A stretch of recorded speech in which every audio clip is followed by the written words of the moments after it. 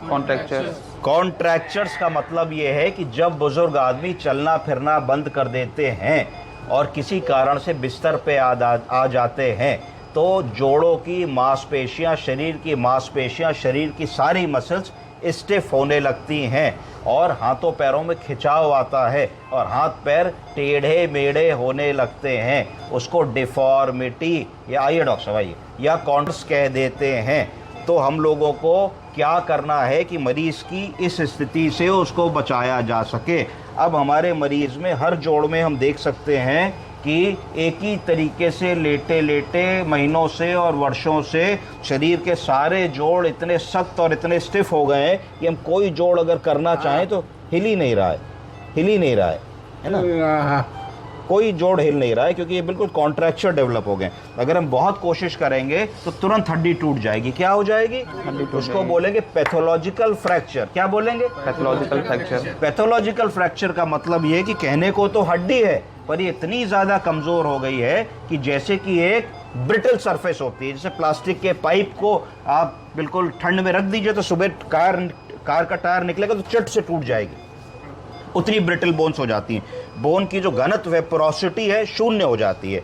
ऐसा ना हो इसके लिए क्या करना है? हमको ये सुनिश्चित करना है कि बुजुर्ग आदमी में लंबे समय तक उसकी मोबिलिटी को हम कायम रखें। उसको कैसे चलाना फिराना है इस पे ध्यान दें। क्या ऐसे फैक्टर्स हैं जिससे वो खटिया ना पकड़ ले, उनको आइडेंटिफाई करें। अगर समय रहते आइडेंटिफाई कर लेंगे तो उसमें से जो मॉडिफाइबल फैक्टर्स हैं उनको मॉडिफाई कर दें।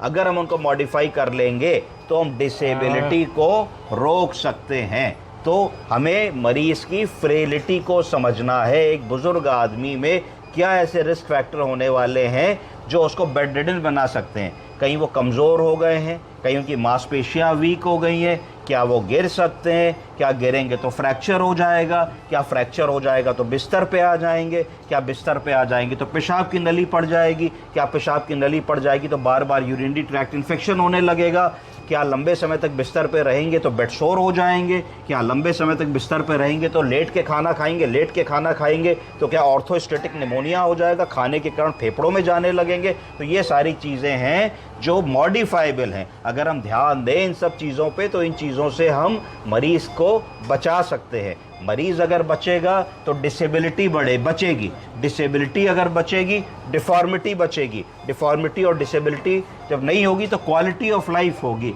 और जब क्वालिटी ऑफ लाइफ होगी तो फैमिली को भी अच्छा लगेगा क्योंकि फैमिली के बहुत सारे संसाधन जाते हैं अगर मरीज़ बिस्तर पकड़ लेते हैं। समझ रहे हैं आप लोग? तो हमें देखना है कि इस तरीके की डिसेबिलिटी हम बचा सकते हैं, इसको बचा